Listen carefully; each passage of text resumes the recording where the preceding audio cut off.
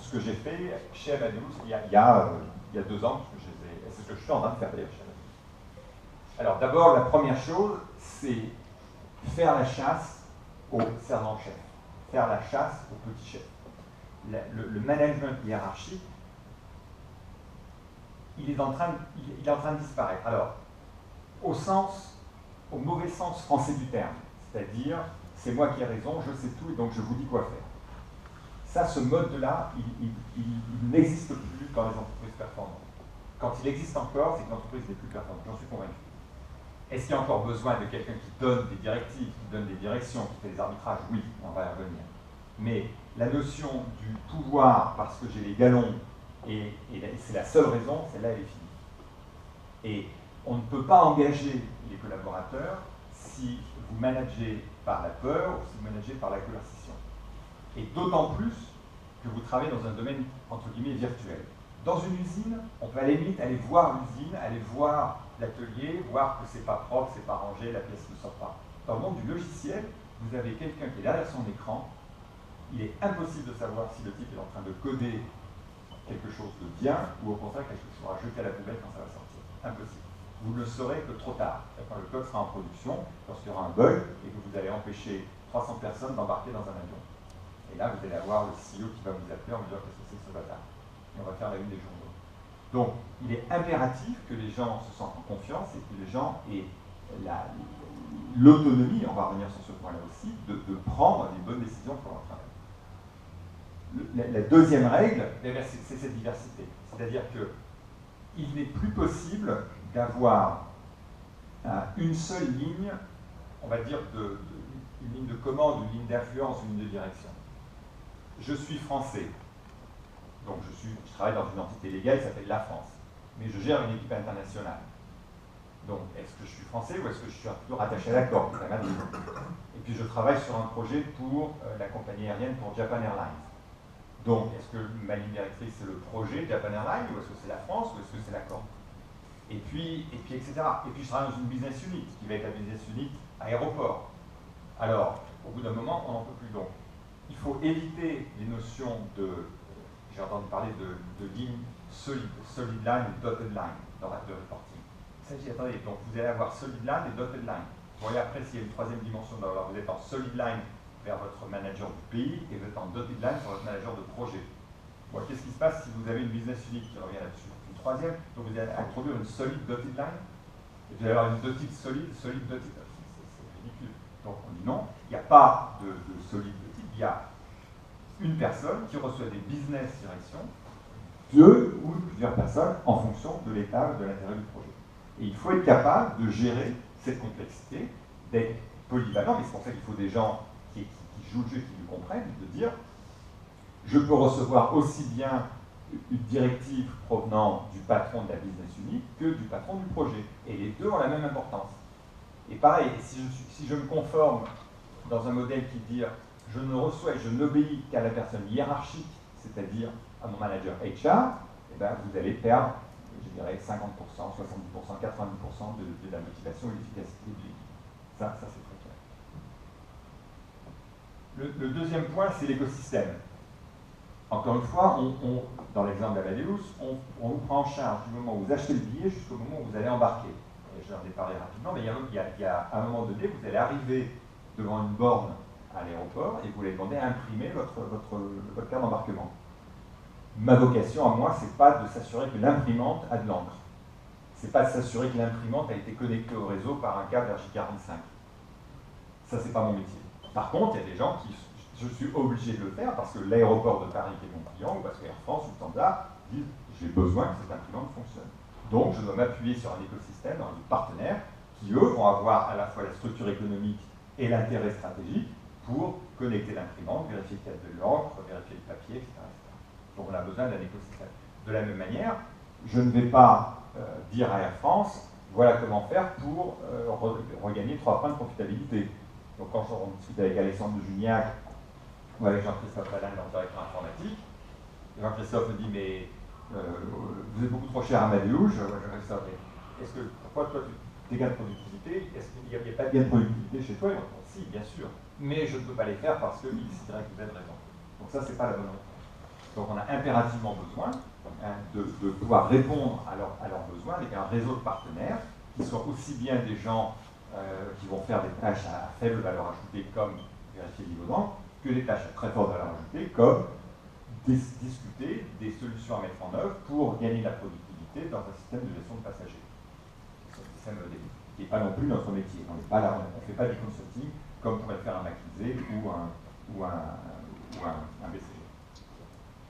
Et puis le troisième point, alors les équipes indépendantes, encore une fois, l'indépendance, c'est pas l'anarchie. C'est pas l'anarchie, pardon. L'indépendance, c'est de dire qu'il y a une zone de responsabilité, il y a un domaine de compétence, il y a un domaine d'expertise.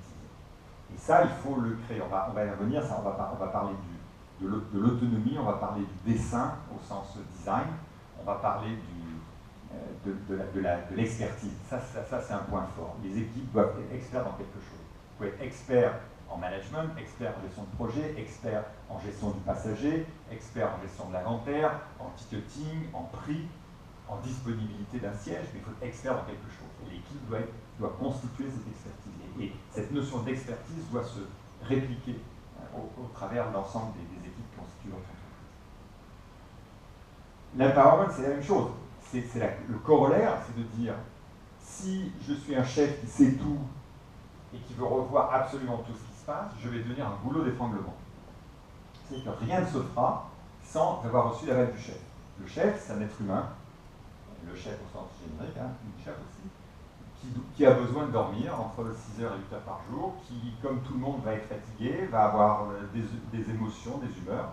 Et donc, si tout le travail de l'équipe repose sur la décision du chef, qui est parfois irrationnelle, incohérente ou non adaptée, on va là encore perdre de l'efficacité. Donc, la vraie question, la vraie difficulté, c'est de savoir à quel niveau vous devez vous pencher sur le détail. Parce qu'il faut se pencher sur le détail, mais pas tous les détails. Ça, c'est la grande difficulté pour nous, managers, c'est de savoir à quelle distance, quelle est la distance de management par rapport aux équipes. Mais on doit leur laisser l'autonomie, on doit c'est le mot anglais empowerment, mais c'est vraiment les responsabiliser pour qu'ils puissent prendre les décisions qu'ils doivent prendre pour être efficaces à leur niveau. Et le troisième point, c'est bien entendu, c'est ce qu'on appelle le post-mortem. Je n'utilise jamais le mot post-mortem, ça veut dire qu'il y a eu un mort. C'est qu'est-ce qu'on a appris. Alors, l'exemple que j'utilise de mauvais post-mortem, c'est, je ne sais pas si vous vous souvenez, le film Burn After Reading avec George Clooney, Brad Pitt en professeur de gym complètement déjanté. Et à la fin, l'équipe de la CIA, ce film est un film d'Afrique complètement déjanté lui aussi. Et à la fin, le type demande qu'est-ce qu'on a appris. Et l'autre répond, j'en sais rien, chef. On n'a vraiment rien appris après 1h30, donc fait 3 ou 4 jours de délire total. Ben non, on n'a rien appris. Ça, pour moi, c'est l'erreur. Évidemment, c'est un gag dans le film, mais c'est l'erreur totale. On ne peut pas se retrouver dans cette situation-là. Donc, c'est systématiquement du feedback. On va en parler, c'est le mot important. Parce qu'avec la confiance et avec l'empowerment, il y a aussi la nécessité de feedback. Il faut donner du retour aux gens. Il faut dire ce qui marche et ce qui ne marche pas. Si vous les laissez simplement en disant tu as l'autonomie, vas-y mon gars, encore une fois générique, il y a un risque très fort que la personne se sente abandonnée. Et donc il ne faut pas l'abandonner, il faut au contraire l'aider, c'est notre rôle de manager, c'est d'aider la personne, voilà ta zone de liberté, et à l'intérieur de cette zone de liberté, tu as totalement la responsabilité de faire ce qui est nécessaire. Alors, le deuxième challenge, quand on parle d'agilité, c'est l'innovation. Alors là, je vous ai mis un certain nombre d'entreprises qui toutes, à un instant donné, ont été numéro 1, mais numéro 1 incontesté. Et la liste, j'aurais pu en mettre une dizaine, à commencer par Digital Equipment, quand j'étais chez IBM, qui était la terreur d'IBM dans les années 80, parce qu'ils avaient inventé le Microvax, qui était le petit ordinateur de bureau qui remplaçait les grosses machines IBM. Malheureusement pour Digital, ils n'ont pas vu arriver le PC. Donc, Digital, encore Nokia, vous le savez, le numéro 1 du smartphone, il y a encore du téléphone portable, pardon, il y a encore une dizaine d'années, racheté par Microsoft, parce que c'était là, quand j'ai BlackBerry, qui était en 2002, quand je suis arrivé à Vancouver pour la première fois, j'ai vu tous ces ingénieurs qui étaient en train d'envoyer des emails sur ce truc qui était bleu, qui ressemblait à une myrtille, et BlackBerry. C'est absolument génial. Aujourd'hui, c'est mort. Kodak, qui n'a pas vu arriver la révolution du numérique. Alors, vous ratez une marche et votre position de leader incontesté devient une position de loser incontesté en quelques années, voire même une année. Donc il faut faire extrêmement attention à ça. Il faut être paranoïaque, et malheureusement le succès empêche la paranoïa. Je vous mets 3 exemples en plus de ceux qu'on avait précédemment. IBM, dans les années 75, 5 personnes. Et c'est là que vous allez voir la difficulté du rôle du management. Parce qu'à priori, on est dans une entreprise performante qui qui responsabilise ses employés. Le management a un rôle plutôt simple. En fait, il va filtrer, choisir les bonnes idées, il peut se focaliser au niveau stratégique. Malheureusement, non. Parce que, 3 exemples. IBM, dans les années 75, 5 ingénieurs vont voir leur manager à IBM et disent « Chef, on a une idée pour écrire un système de comptabilité qui pourrait servir à tout le monde. » Ça, c'est 5 ingénieurs. IBM répond « Bon, pas d'avenir, rien à faire. » Résultat, SAP, 15 milliards d'euros de chiffre d'affaires comme ça. Histoire vraie, bien entendu. Donc les 5 ingénieurs, dont Hasso Plattner, qui est toujours le président du conseil de surveillance, quittent IBM et vont créer SAP. Bon. Deuxième exemple, 1990, Oracle, vous avez 2 ingénieurs, enfin 3, qui vont voir leur manager, du chef, on a une idée géniale, vous savez, là, interroger vos bases de données en tapant select, astérisque, from, table, machin chose, c'est pas génial, on pourrait faire une interface un petit peu plus conviviale, un peu plus sexy avec des graphiques. Management répond, pas de marché, mauvaise idée, on n'est pas dans ce business là, allez voir ailleurs. On dit, très bien, on va aller voir ailleurs. Bernard Lito et Denis Père, qui créent Business Objects. 3e exemple, en 95, petite société, une banque basée en Géorgie, aux États-Unis.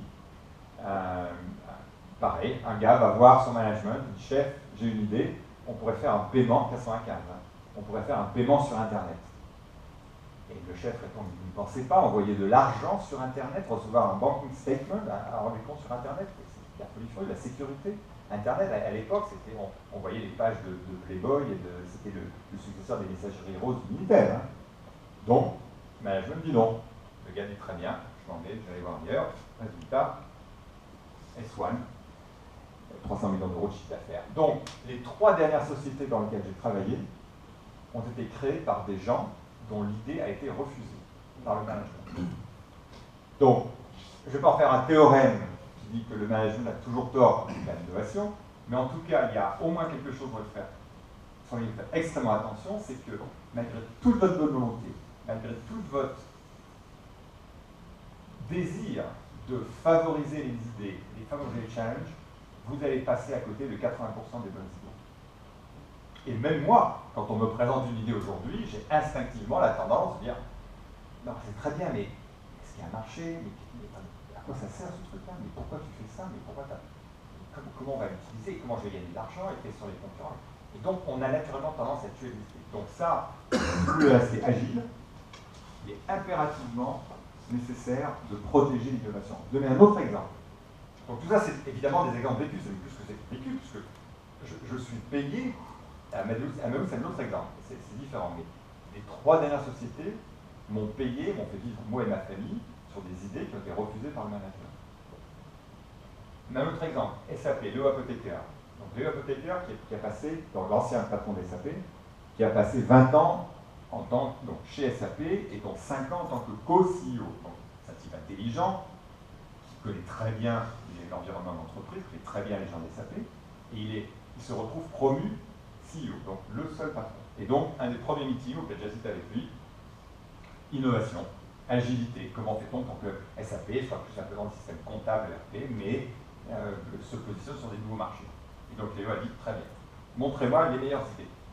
Et on présente en 2 heures, je ne le présentais pas, mais on se fait présenter pendant 2 heures une dizaine de, c'est même 30 business plans, 30 idées, alors qui toutes, par miracle, faisaient 300 millions d'euros de chiffre d'affaires, passaient de 0 à 300 millions d'euros de chiffre d'affaires, avec 30% de rentabilité dans les 3 ans, par miracle.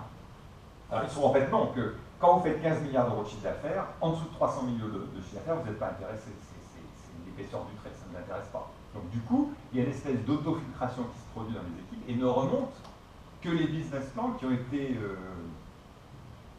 je ne vais pas dire magouillés, mais qui ont été arrangés pour toucher ces magiques, les 300 millions d'euros, les 30% de marge, et tout ça dans 3 ans. Voilà. Donc qu'est-ce qui se passe? Léo, qui n'est pas quelqu'un de plus intelligent ni moins intelligent que vous et moi, et bien au bout de 2 heures, il dit, écoutez, je suis perdu. Je ne sais pas faire. Donc, eh ben, on n'a rien retenu. Donc il ne s'est rien passé.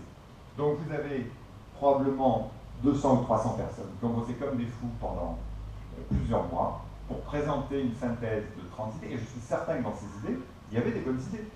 Mais présentées de cette manière-là, sans aucune différenciation possible, avec des gens qui sont évidemment, qui présentent bien, qui parlent bien, qui ont les bons arguments, qui ont fait du travail sérieux, comment voulez-vous faire?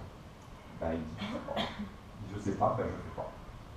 Donc, la bonne approche, c'est ce qu'on en a parlé après avec lui, je dis, mais on ne peut pas prendre la décision top-down. Il faut la laisser prendre par les partenaires, par les clients, par les employés, et laisser Darwin faire son travail. Il faut proposer un écosystème, il faut donner à la petite plante, il faut lui donner de l'air, du soleil, de l'eau, de la nourriture, mais il faut la laisser se battre. C'est survival of the fittest, c'est struggle for life. Il faut que les partenaires se battent, les clients se battent, les employés se battent pour faire maturer leurs idées. Comme vous le feriez si vous étiez si vous étiez un entrepreneur, une start-up, il faudrait convaincre les banquiers, convaincre les clients, convaincre vos collaborateurs de travailler un peu avec vous pour faire passer votre idée sous une forme de PowerPoint, puis sous forme d'un prototype, puis sous forme d'un... Donc il faut qu'il y ait ce combat. Par contre, notre rôle à nous, managers, pour garder cette agilité, pour garder cette capacité à réagir, c'est de préparer le terrain et le terreau pour que ce soit facile. C'est-à-dire que l'eau, c'est-à-dire l'accès à des ressources de développement, l'accès à des ressources de tests, l'accès au marché, donc il y a des sites web par exemple, où vous pouvez exposer vos idées, ça, c'est pas filtré. Il ne faut surtout pas laisser les gens du legal vous mettre les barrières énormes pour empêcher parce que c'est trop dangereux. Non, non, non. Vous mettez une grande bannière en disant c'est du bêta, c'est un prototype, il n'y a aucun engagement. Même si ça figure, je ne suis pas responsable de rien du tout. Oui, je l'écris avec mon sang, il n'y a pas de problème. On écrit tout ce qu'on veut. Mais il faut absolument que le marché, les employés, les partenaires fassent leur travail, de dire oui, ça me plaît, ça me plaît pas. Et pas le management.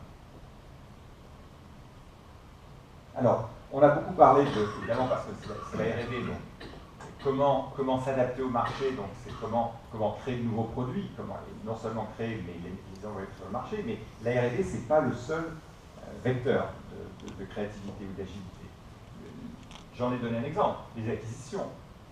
Business Object en 2003 a racheté Crystal Decision. À l'époque, Business Object faisait 600 millions d'euros de chiffre d'affaires. On a racheté une société qui faisait notre taille.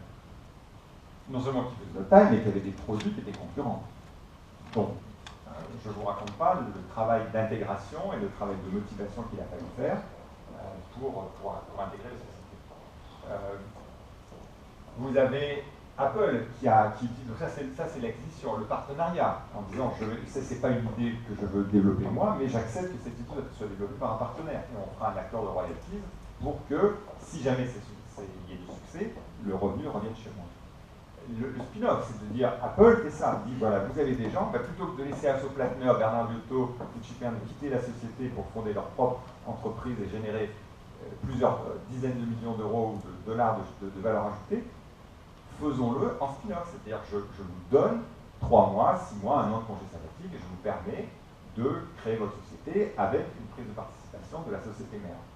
Et puis le dernier, c'est l'intrapreneuriat, où l'exemple Cisco est la téléprésence. Ça, c'est un vrai business qui est venu de l'intérieur de Cisco, qui a été nourri par Cisco et qui a généré une division de Cisco, la division grand système de téléconférencing, qui marche très très bien, qui est partie d'une idée parce qu'ils les ont aidés.